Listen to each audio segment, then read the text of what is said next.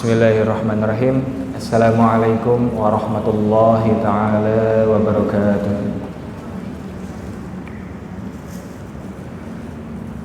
Alhamdulillahil wahidil qahhar, al-azizil ghaffar, muqaddiril aqdar, musarrifil umur, mukawwiril lailil an-nahar, tabsiratan lil qulubi wal absar.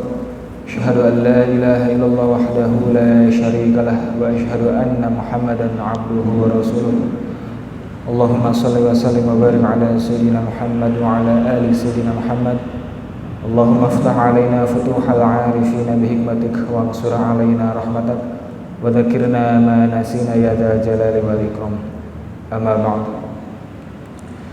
Puji dan syukur marilah kita panjatkan kepada Sang Maha Ghafur yang telah mengumpulkan kita di tempat dan waktu yang insyaallah Allah muliakan. Salawat berserta salam teruslah kita curah limpahkan kepada baginda Nabiuna wa Rasulana Muhammad sallallahu alaihi wasallam. Jangan lupa kepada keluarganya, para sahabatnya, para tabi'in tabi'atnya, dan semoga sampai kepada kita semua selaku umatnya, dan kita harapkan mendapatkan syafaat dari dunia sampai ke akhirat kelak. Amin ya Allah rabbal alamin. Sebelum mulai kita bacakan basmalah bersama-sama. Bismillahirrahmanirrahim. Hadirin teman-teman yang Allah muliakan, izinkan saya untuk menyampaikan sepatah dua patah kata dalam kegiatan kajian umum pada minggu kali ini. Sebagaimana yang sudah terpampang di flyer, itu temanya teruslah berbuat baik tetapi jangan merasa baik. Yang insya Allah saya akan bagi tema tersebut menjadi dua bagian. Yang pertama itu makna ikhlas dalam berbuat baik. Kedua, bahaya merasa lebih baik dari orang lain. Langsung saja yang bagian yang pertama, yaitu makna ikhlas dalam berbuat baik. Sebelum ke ikhlas, apakah teman-teman sudah tahu apa itu berbuat baik? Tahu? Tahu? Insya Allah ya. Berbuat baik ya, singkatnya berbuat baik itu perilaku yang membawa dampak positif baik bagi individu maupun orang lain. Sedangkan untuk kata ikhlas dalam dalam KBBI ya, dalam Kamus Besar Bahasa Indonesia, ikhlas itu diartikan sebagai tulus hati atau bersih hati. Bisa diceklah teman-teman.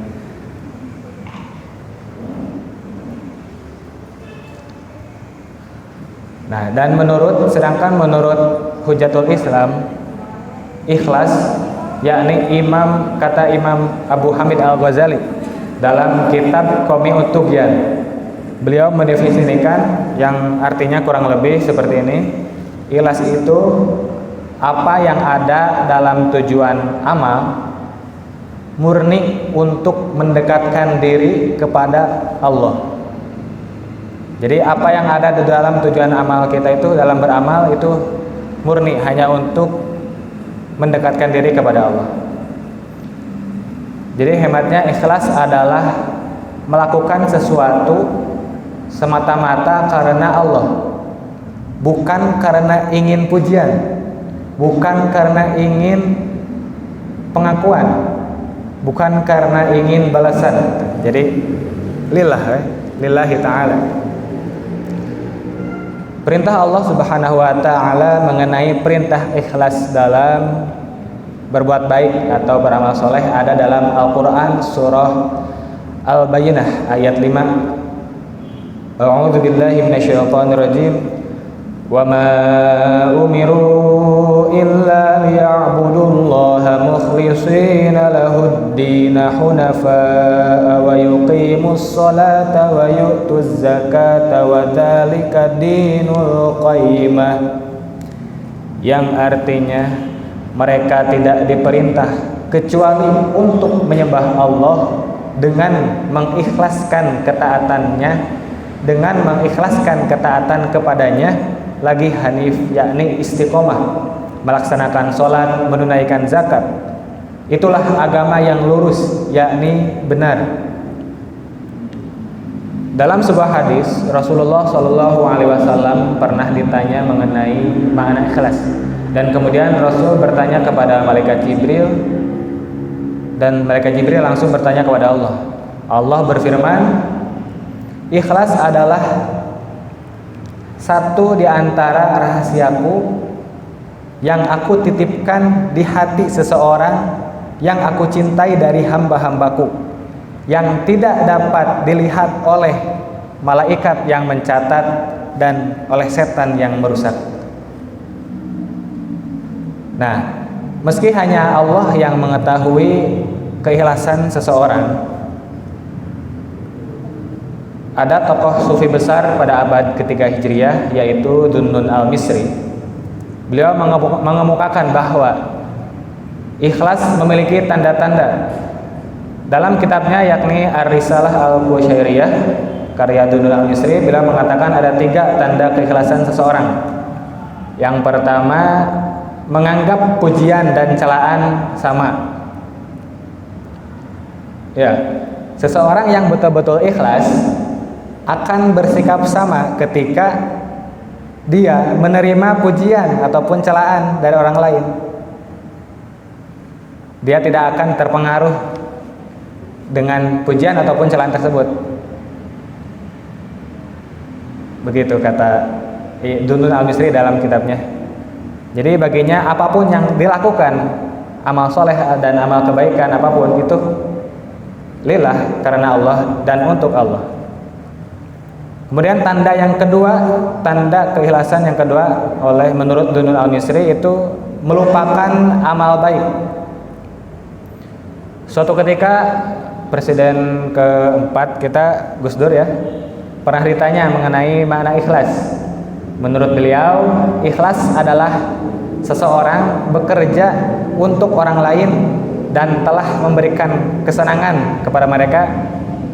Ya, artinya misalkan Pak Jeri berbuat baik untuk saya dan ya berbuat baik untuk saya kepada saya. Nah, namun seseorang tersebut lupa akan perbuatan itu gitu. Jadi satu hari kemudian Pak Jeri teh hilap apa yang dilakukan kepada saya gitu. Jadi melupakan amal baiknya gitu. Tidak mengingat-ingat perbuatan baiknya. Kemudian tanda yang ketiga itu melupakan hak amal baiknya untuk memperoleh pahala di akhirat. Nah, yang ketiga ini artinya orang yang ikhlas adalah orang yang hanya menginginkan pahala amal di akhirat, bukan di dunia.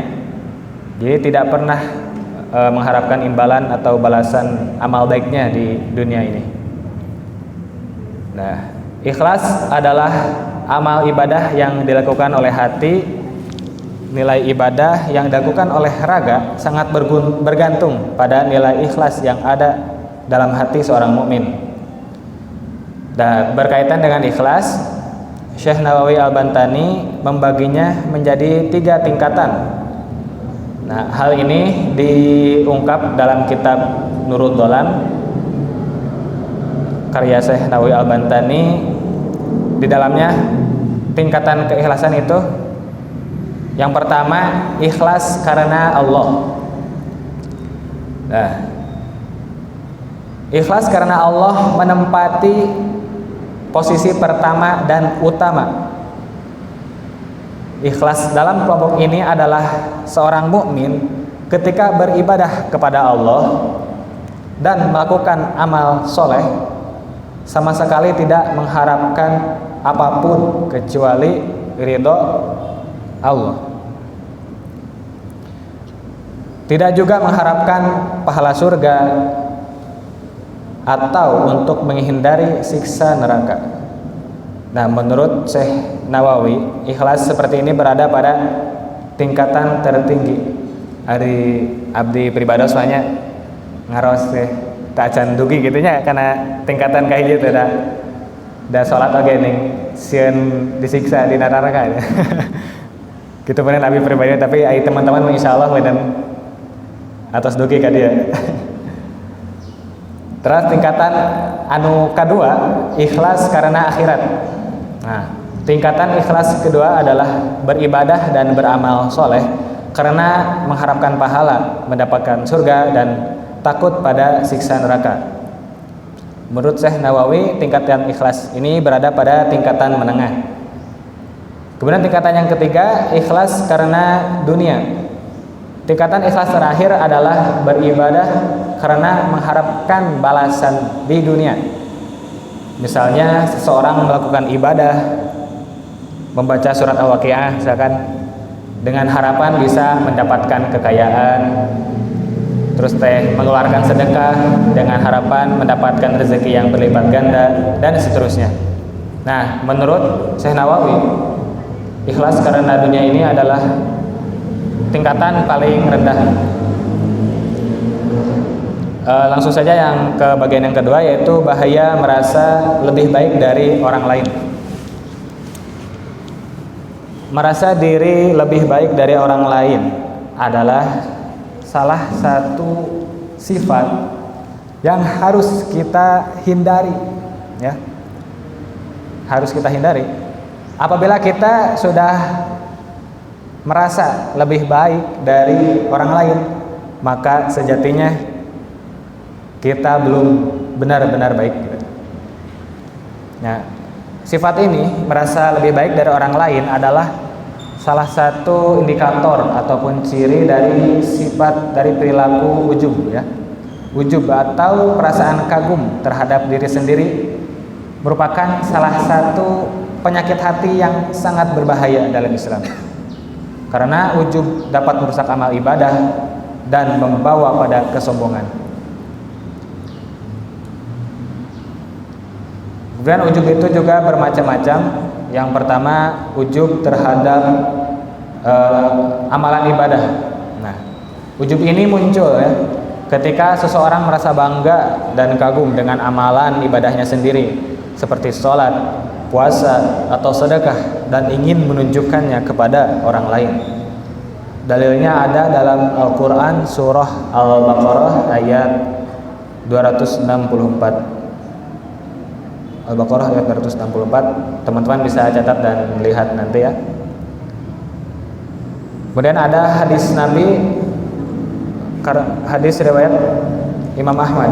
Rasulullah SAW bersabda, "Inna akhwafa ma akhafu alaikum asyirkul asghar." Qalu wa ma syirkul asghar ya Rasulullah? Qala ar-riya. Sungguhnya yang paling aku khawatirkan atas kalian adalah syirik kecil. Kemudian para sahabat bertanya, apa itu syirik kecil, wahai Rasulullah? Beliau menjawab, riya. Riya itu ingin dilihat oleh orang lain. Nah, kemudian macam-macam ujub yang kedua adalah ujub terhadap pengetahuan dan pencapaian. Nah, ujub ini terjadi ketika seseorang merasa bangga dan kagum terhadap dirinya sendiri dengan pengetahuannya dan pencapaiannya, serta merasa lebih pintar, lebih tahu begitu, lebih berilmu daripada orang lain.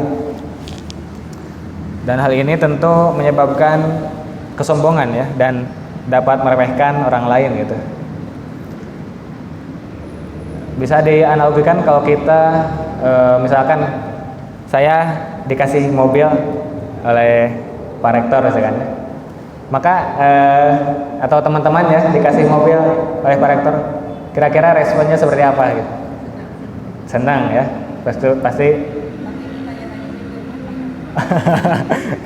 Oh, jangan mobil atau dikasih sesuatu aja gitu, beasiswa mungkin oleh Pak Rektor gitu. Nah gitu, terlalu mustahil mobil. Nah, pasti kita itu bakal senang gitu, ya, senang banget, dan bakal mengucapkan terima kasih karena dikasih. Nah, sedangkan kalau kita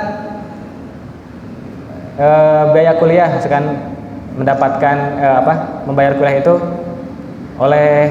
dengan perjuangan kita sendiri, misalkan dengan kerja keras, mati-matian bekerja, nabung, terus lembur. Kemudian kita dapat membiayai kuliah kita sendiri gitu, tanpa melibatkan Allah, lupa. Nah kan, dan akhirnya akan dikhawatirkan menyebabkan sombong gitu, asa menang nyalira gitu. Nah yang ini nanti di depan ada hadis dan ayat dalil yang ancaman bagi orang-orang yang sombong gitu. Kemudian untuk macam yang kedua tadi, merasa bangga terhadap pengetahuan dan pencapaiannya, ada di dalam Al-Quran surah Al-Kahfi ayat 32 sampai 39 yang mengisahkan dua orang laki-laki yang memiliki kebun. Dan juga dalam Al-Quran surah Al-Qasas ayat 79. Kemudian macam ujub yang ketiga itu ada ujub terhadap keturunan. Ujub ini terjadi ketika seseorang merasa bangga, merasa kagum dengan keturunannya atau keluarganya. Misalkan, wah abi keturunan Prabu ini, keturunan saha gitu, keturunan bupati, keturunan kiai lah gitu, nasab ya. Ya, dalil tentang larangan ini ada dalam Al-Quran surah Al-Hujurat ayat 13.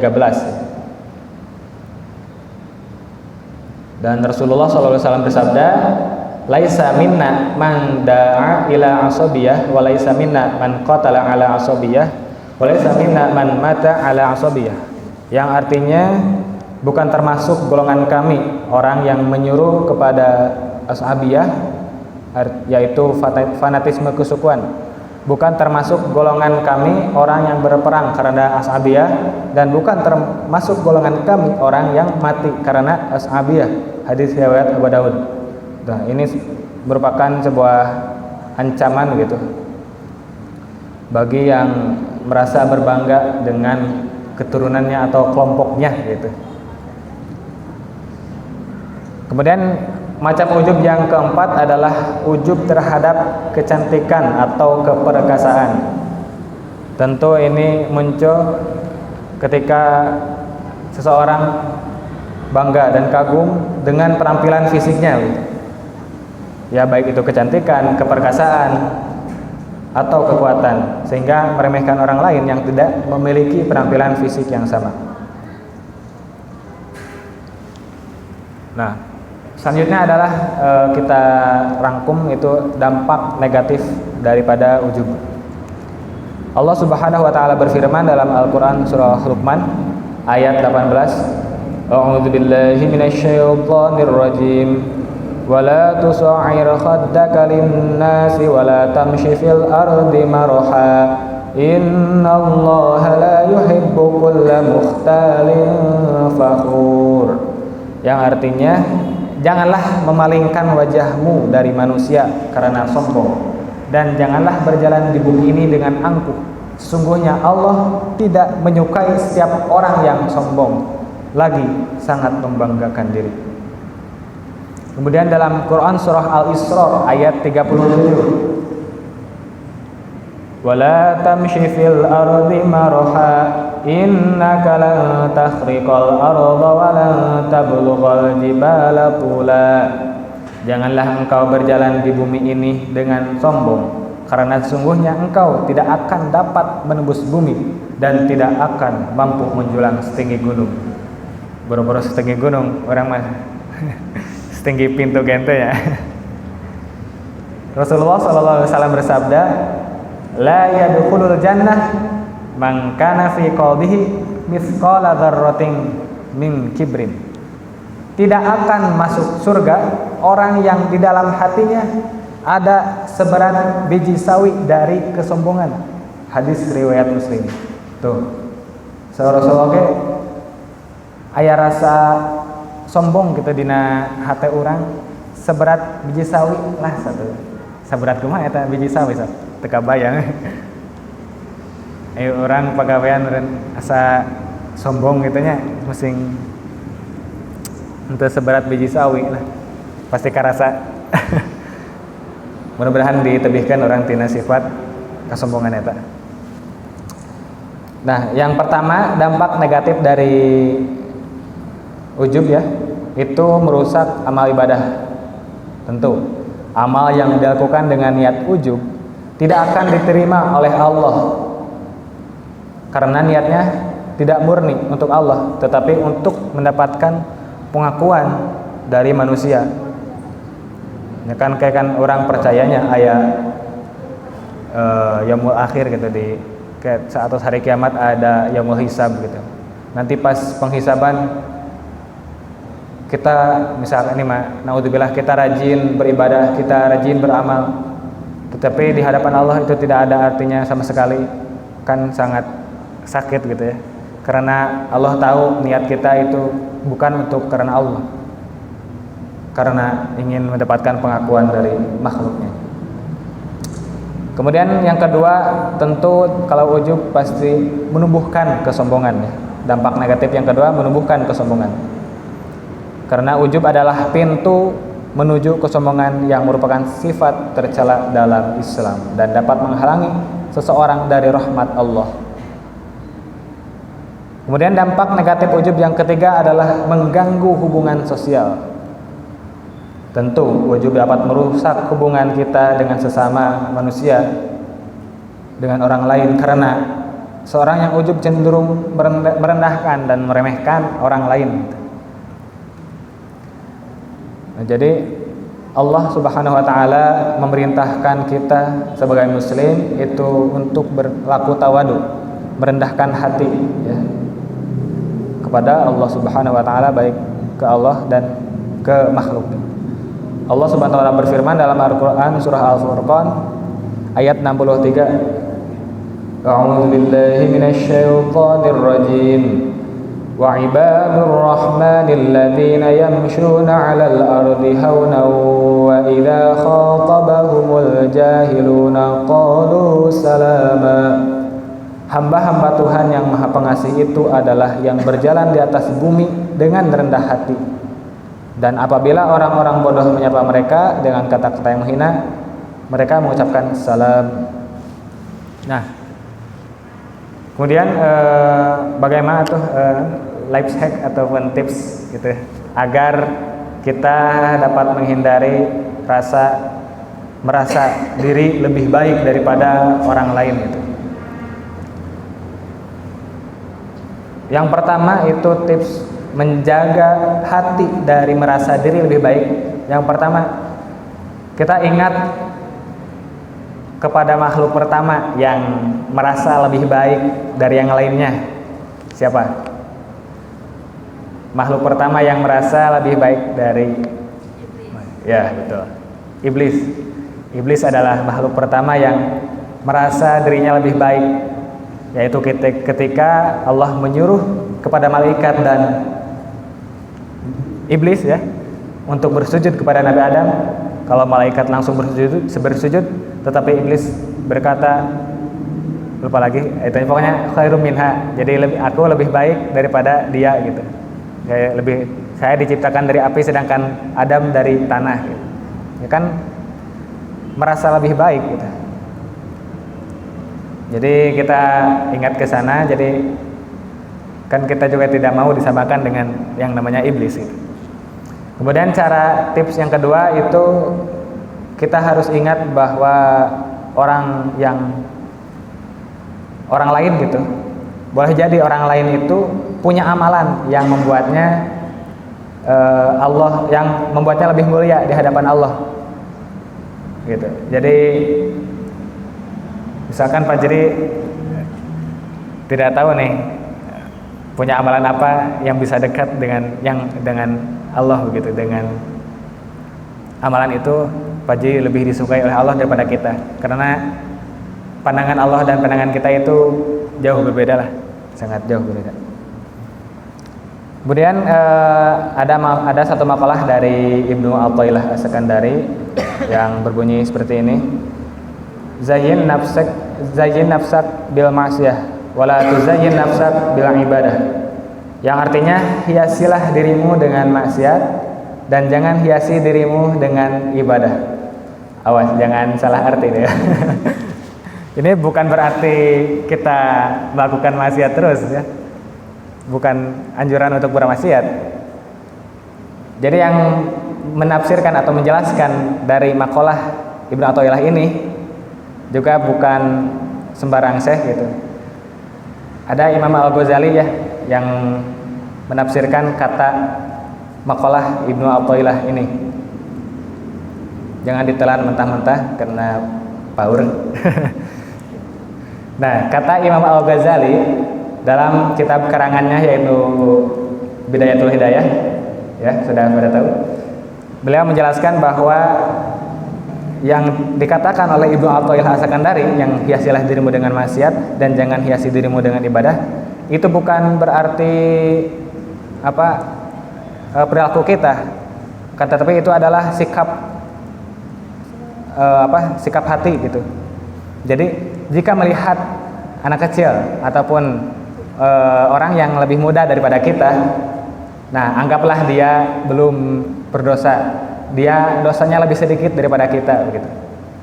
Sedangkan kita tentu banyak dosanya daripada anak itu, misalkan daripada adik tingkat itu gitu. Pokoknya yang di bawah umur kita pandang dia dosanya lebih sedikit dari kita. Ya kan akhirnya kita lebih menganggap orang lain itu lebih baik daripada kita. Nah, jika melihat orang yang kedua, jika melihat orang yang lebih tua dari kita, anggaplah mereka lebih dulu dan lebih taat kepada Allah. Dia lebih banyak pahalanya, dia lebih banyak beribadahnya daripada kita. Jadi akhirnya kita juga menganggap orang tua tersebut lebih baik dari kita. Kemudian yang ketiga, jika kita melihat orang alim, orang yang berilmu, tentu anggaplah mereka lebih tinggi ilmunya dari kita. Kemudian yang keempat, jika kita melihat orang bodoh ya, orang bodoh, anggaplah maksiat yang dilakukan oleh orang bodoh, oleh orang mereka itu dilakukan sebab ketidaktahuannya gitu. Sedangkan kita yang sudah tahu ilmunya, sudah paham gitu, masih melakukan maksiat gitu. Tentu siksanya lebih besar bagi orang yang sudah tahu ilmunya, sudah paham tetapi masih melakukannya. Sedangkan kalau orang yang bodoh yang belum tahu ilmunya itu dosa sih, tapi tidak seberat apa yang kita kalau yang sudah tahu ilmunya gitu. Maka ya tentu itu akan menganggap orang itu lebih baik dari kita. Kemudian yang kelima, jika melihat orang kafir ya, orang non muslim, jangan langsung berprasangka buruk terlebih dahulu. Bisa jadi suatu saat mereka masuk Islam ya, lalu melakukan kebaikan hingga dosanya terampuni.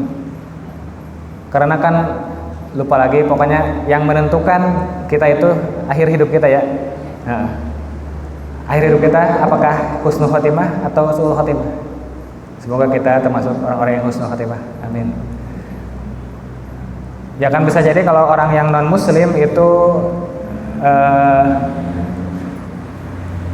masuk Islam kemudian berbuat kebaikan, karena kan kalau orang yang masuk Islam mualaf itu tentu dosa-dosanya itu diampuni, dan tidak lama dari itu misalkan dia meninggal, kan dosanya lebih sedikit gitu daripada kita.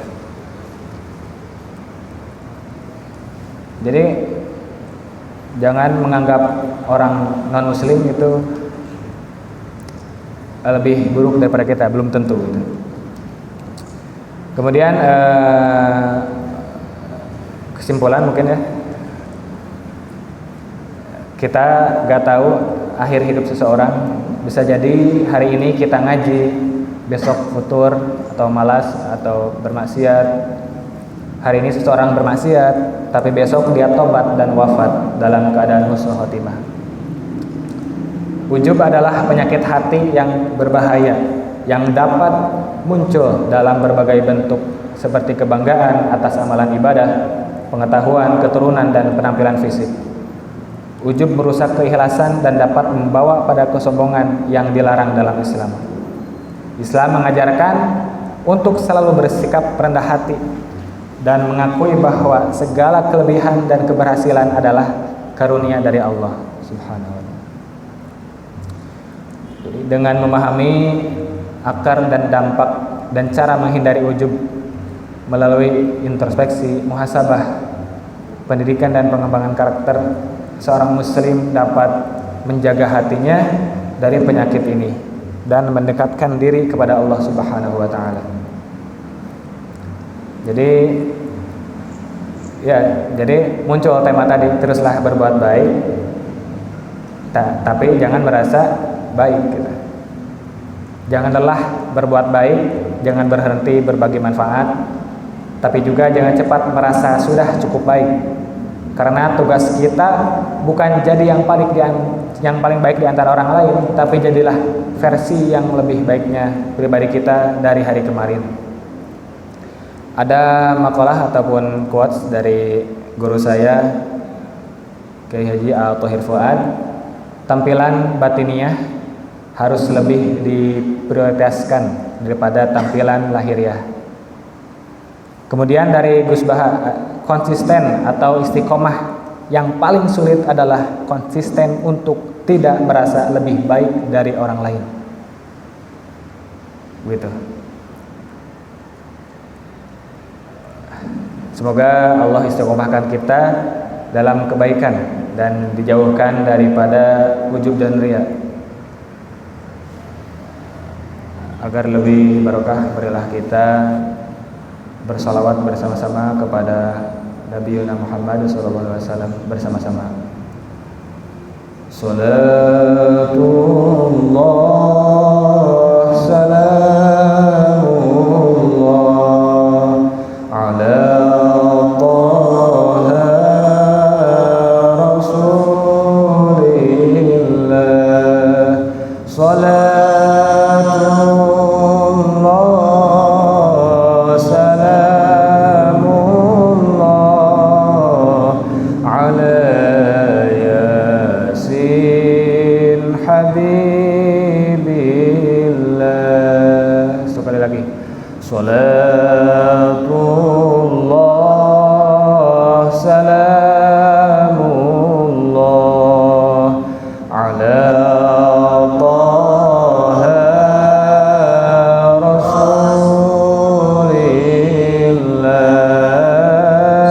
Salatullah salamullah ala Yasin Habibillah. Allahumma shalli wa sallim. Mungkin dari pribadi cukup sekian, dan mohon maaf apabila masih banyak kesalahan, dan yang benarnya itu dari Allah, yang salahnya dari pribadi. Akhirul kalam, wassalamualaikum warahmatullahi wabarakatuh.